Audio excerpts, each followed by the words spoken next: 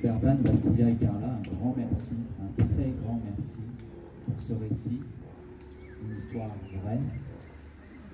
Monsieur Jean Bouget, hommage à lui évidemment. Et qu'est-ce qu'on peut retenir de tout cela? Ben, moi j'aurais juste un seul mot, solidarité. La solidarité. Dans ces moments si difficiles, la solidarité nous permet de tenir cette cohésion, apprendre à aider l'autre, même dans les moments les plus difficiles. Je pense que c'est le message que voulait véhiculer M. Bouget. Et bravo à lui, et bravo à lui.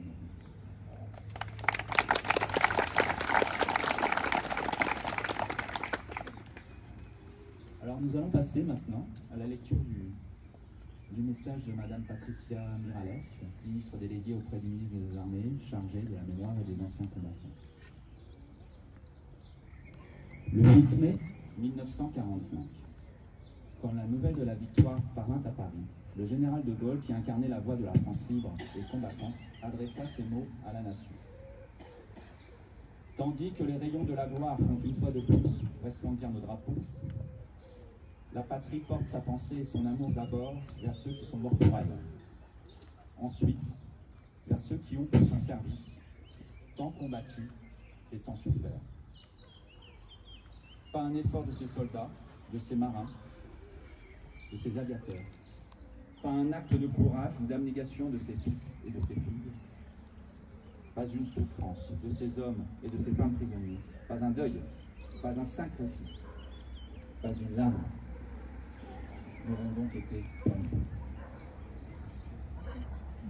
Le sacrifice pour la victoire avait été immense. Aux soldats morts, blessés, prisonniers, aux résistants foudroyés ou torturés, s'ajoutaient les civils assassinés et déportés, en particulier les 6 millions de juifs morts dans la Shoah, ainsi qu'évidemment les champs de ruines laissés par les durs combats de la libération.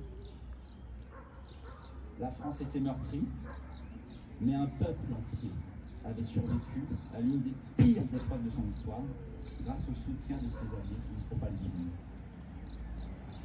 Le 8 mai 1945, à l'heure de la capitulation allemande qui allait bientôt être celle de la découverte de l'ampleur des crimes nazis, l'heure était aussi déjà à la reconstruction, pour que jamais ne se reproduisent les erreurs de 1940 et pour que la France renoue avec sa grandeur. C'est dans l'épreuve que se forgent les grandes nations, et le 8 mai 1945, la France décidait de se choisir un nouveau et grand véritable destin.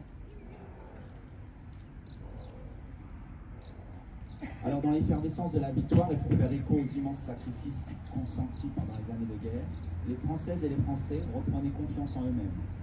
Ils choisissaient de redonner au pays son indépendance, sa puissance et sa prospérité, dans un monde où tous les équilibres se redessinaient autour de vos grandes puissances. Cette ambition a permis de construire un modèle français qui fait notre grandeur et notre fierté dans les domaines militaires, sociaux, scientifiques, industriels, économiques et culturels. Aujourd'hui, nous jouissons encore de cet héritage de la libération, des choix courageux de nos grands anciens. Par-delà les clivages, ils ont supporté le pays vers le meilleur de nous-mêmes.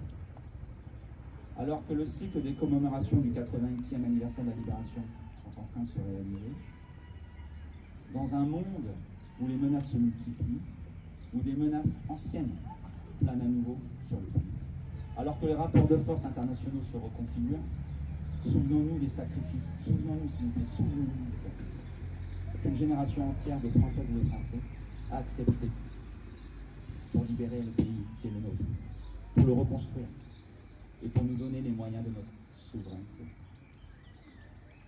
Vive la République et vive la France.